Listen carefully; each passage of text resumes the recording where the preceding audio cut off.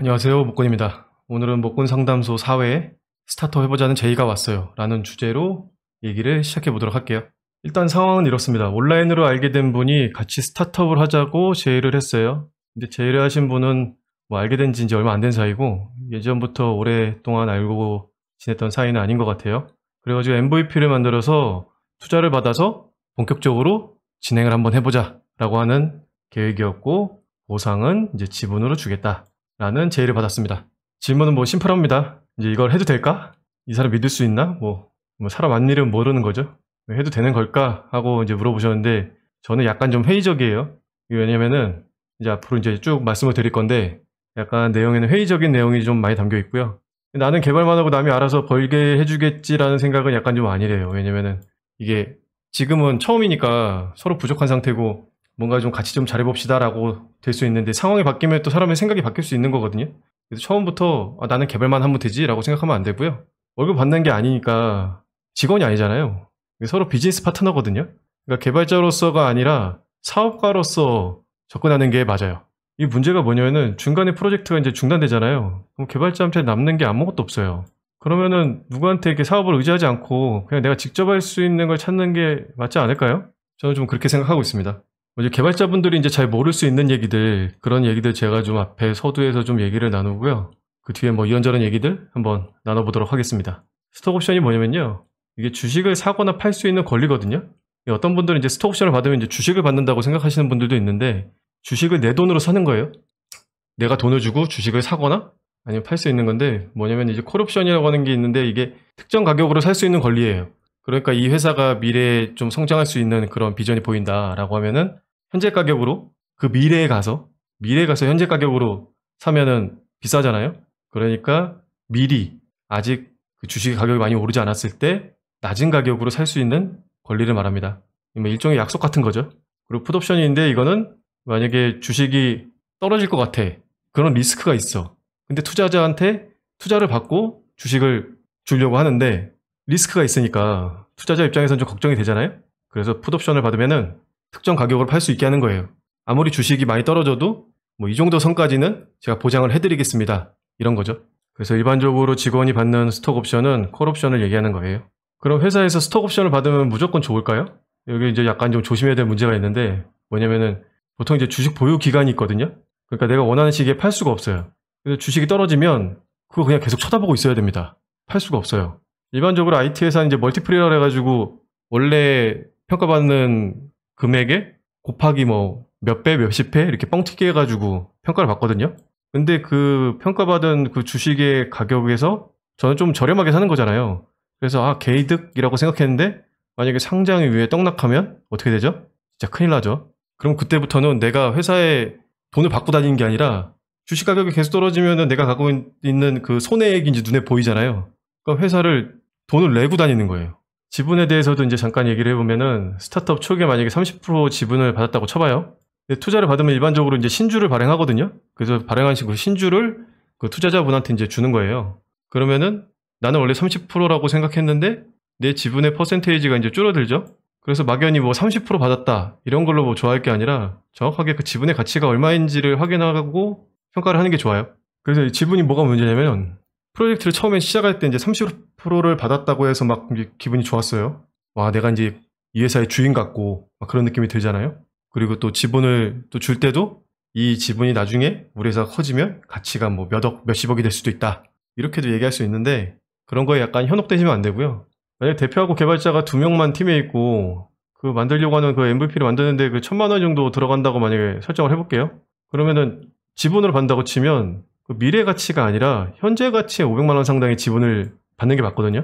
그러니까 기본적으로 뭐 당신은 이제 나중에 뭐 초창기 개발자니까 이제 CTO가 될 거고, 그러니까 30% 줄게요. 30%가 엄청 많은 겁니다 라고 얘기할 수 있는데, 그 30%가 중요한 게 아니죠. 아무 쓸모 없는 거예요, 그 퍼센테이지는. MVP가 1,000만 원이니까 지금 2명 있잖아요. 그럼 2명이 동등하게 반반씩 낸다고 치고 대표한테 500만 원의 무언가를 받아야 되는 거죠. 지분을 받든 뭘 받든 500만 원을 받아야 돼요. 근데 이것도 이 500만 원 뭐 지분을 받는다고 치더라도 이거 나중에 다시 현금화할 수 있다는 보장이 없기 때문에 사실상 리스크는 반반이 아니라 좀 더 크게 가져가는 거거든요. 제가 왜 이렇게 회의적으로 얘기하냐면요, 만약에 MVP를 만들었다고 쳐요. 투자를 받으러 다녀봤는데 뭐 현실은 좀 이제 생각했던 거랑 좀 달랐던 거죠. 근데 이 MVP는 개발자 의견대로 만든 게 아니잖아요. 대표가 이런 거 만들면 잘 될 것 같다고 해서 그렇게 해서 만든 건데 프로젝트가 중단되면 개발자가 이제껏 뭐 한 거죠? 뭐 한 게 없죠. 월급을 받은 것도 아닌데 리스크를 왜 개발자가 혼자 다 부담해야 되는 걸까요? 약간 좀 이상하지 않나요?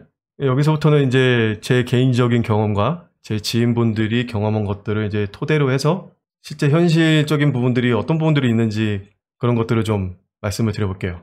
저는 이제 직원이 월급 위에 돈을 버는 건 이제 쉽지 않다고 생각하거든요. 그 회사에서 이제 돈을 버는 사람은 가장 첫 번째가 이제 투자자, 그 다음 대표, 그 다음에 임원. 이분들이 이제 수익 실현이 이제 우선이고 직원들이 먼저 수익 실현을 하고 그 다음에 투자자가 남은 수익을 가져가겠다라고 하는 케이스는 거의 보기 힘들어요. 그 다음에 이제 직원 차례인데 그만큼 성장이 가능할까? 성장할 때까지 버틸 수 있을까 내가? 뭐 이런 부분들이 좀 고민이 되죠. 그리고 또 한 가지. 본인이 아이디어가 그렇게 자신 있으면 왜 이거를 지분을 딴 사람한테 줘가면서 만들죠? 그냥 본인 돈으로 그냥 외주 찾아가지고 그냥 만들면 되지 않나요?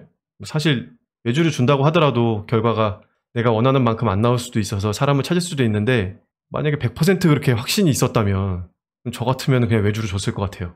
근데 100% 확신이 있었던 건 아니죠.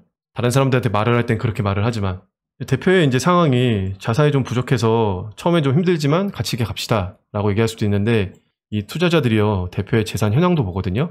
왜냐면은 내가 큰 돈을 그 사람한테 맡겼는데 그 사람이 원래 가지고 있는 게 없었다면 사실 돈을 들고 튈 수도 있는 거기 때문에 이건 우리나라만 그런 건 아니고 보편적으로 이런 것 같아요. 그러면 투자받을 가능성이 더 낮아지죠. 근데 뭐 어떻게 했건 이제 잘 됐다고 쳐요. 그래서 뭐 시드 투자도 받고 시리즈 A 투자도 받았어요. 한 50억 정도 많이 받은 거죠. 50억 정도를 시리즈 A로 받았는데 투자를 받으면 이제 직원 채용이 이제 필수거든요. 회사의 볼륨을 키워야 되기 때문에 직원을 일단 무조건 늘려야 돼요. 그러면 이때부터 회사에 돈이 좀 이제 생겼잖아요. 그러면은 대기업 출신이나 고학력자분들이 이제 입사하기 시작하거든요. 그럼 당연히 이분들이 연봉이 높습니다. 누구보다? 나보다 높아요. 나보다 연봉이 이제 높으니까 와, 기분이 별로 이렇게 썩 좋지 않습니다. 그래서 회사도 어느 정도 좀 잘 돼가고 있는 것 같고 투자도 많이 받았으니까 여태까지 좀 참아가면서 일했잖아요. 그러니까 인센티브나 연봉 인상 같은 것들을 요구하고 싶은데 회사의 대표가 좀 잘 안 보이고 직원들과 거리감도 좀 느껴져요. 옛날처럼 이렇게 친근하게 느껴지지 않는 거죠. 그런데 큰 돈을 투자받으면 이미 회사가 이제 대표께 아니거든요. 사실상 회사에 있는 자금의 대부분은 투자자가 조달을 한 거기 때문에 대표도 이제 을이 되는 겁니다. 그 자금에 관련한 사항들은 투자자하고 상의해야 되거든요. 그 대표님이 혼자 막 자기 맘대로 막 돈을 막 쓸 수 있는 게 아니에요. 그러니까 인센티브 연봉 인상 해주고 싶어도 못 해줄 수도 있어요. 만약에 투자자가 그냥 이참에 직원들 물갈이를 하자. 만약에 불만이 있어서 나간다 그러면 잡지 말고 차라리 더 좋은 사람들 뽑자 라고 얘기할 수도 있습니다.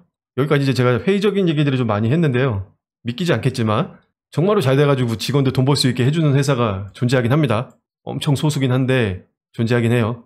그럼 이런 회사들을 우리가 찾아서 들어가거나 이런 대표님하고 같이 일을 해야 되는데 어떻게 마련할 수 있지?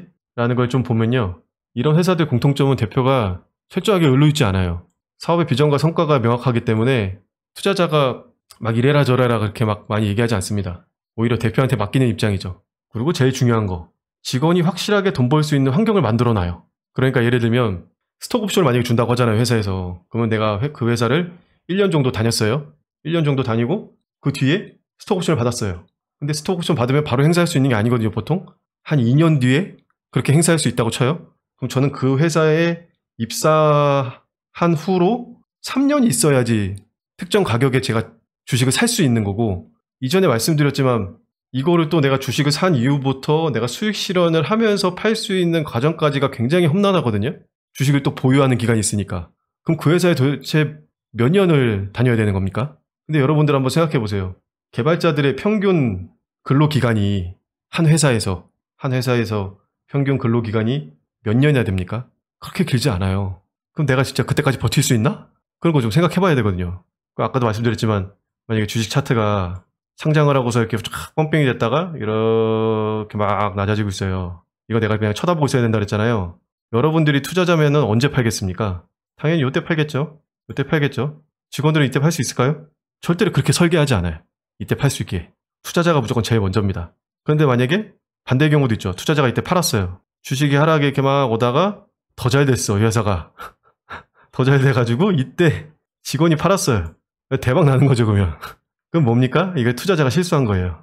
그러니까 직원이 돈 벌려면 투자자가 실수하길 바라야 됩니다. 근데 이 확실하게 돈 벌 수 있는 환경을 만들어준다는 게 뭐냐면은 이런 회사들은 보통 입사하고 나서 1년 뒤에 벌써 스톡 옵션을 행사할 수 있게 해주는 회사도 있어요. 이전의 경우에 3년 뒤였잖아요. 입사하고 난 뒤 3년. 근데 이런 회사는 입사하자마자 스톡 옵션을 받고 1년 뒤에 행사할 수 있게 해줍니다. 이런 데는 확실한 거죠. 그리고 이렇게 가능하게 된 거는 이 대표님의 능력이에요. 이걸 투자자한테 분명히 말을 하고 이게 설득이 돼야지 가능한 거잖아요. 그래서 대표님이 비전과 성과가 명확하면 이런 것들도 가능하더라. 네, 이런 회사가 이제 많지는 않죠. 네, 있긴 있습니다. 네, 그래서 뭐 결론은요. 그 좋은 대표님 잘 만나서 진짜로 돈을 벌 수 있는 방법이 있을 수도 있고요. 근데 사실 그게 그렇게 쉬운 건 아니기 때문에 여러 가지 이제 좋은 조건들이 다 겹쳐야 안 좋은 것들은 다 피해야 되고 이런 부분들이 있기 때문에 상당히 힘들다고 말씀드렸잖아요. 그래도 만약에 정말 좋은 조건의 회사가 아니면 대표님이 계시다면 같이 해보는 것도 할만합니다만 정확하게 그분이 내가 돈 벌 수 있는 구조를 제시하지 못하시면 그냥 안 하시는 게 맞는 것 같고요. 본인이 뭐 할 수 있는 게 있으면 그냥 혼자 하시는 게 제가 봤을 땐 제일 나아요. 뭐 그냥 간단하게 뭐 코인의 가격을 비교해주는 거래소마다 뭐 코인의 가격을 비교해주는 그런 사이트를 하나 만드셔가지고 그냥 단순히 그냥 사이드 프로젝트가 그냥 공부만 하기 위한 사이드 프로젝트가 아니라 진짜로 뭔가 이렇게 유저들한테 서비스를 하고 그 서비스를 좀 더 고도화하고 직접 마케팅도 해보고 이런 것들을 다 경험해보는 게 되게 중요하거든요. 언젠간 여러분들도 이제 직장인을 이제 졸업하고 사업을 하셔야 되니까요.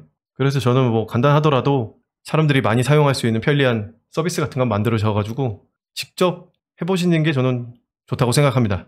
네, 오늘 영상은 여기까지였고요. 도움이 되셨다면 구독, 좋아요 부탁드립니다. 목군 상담소 계속 운영 중이니까요. 아래 주소로 상담 요청 부탁드립니다. 감사합니다.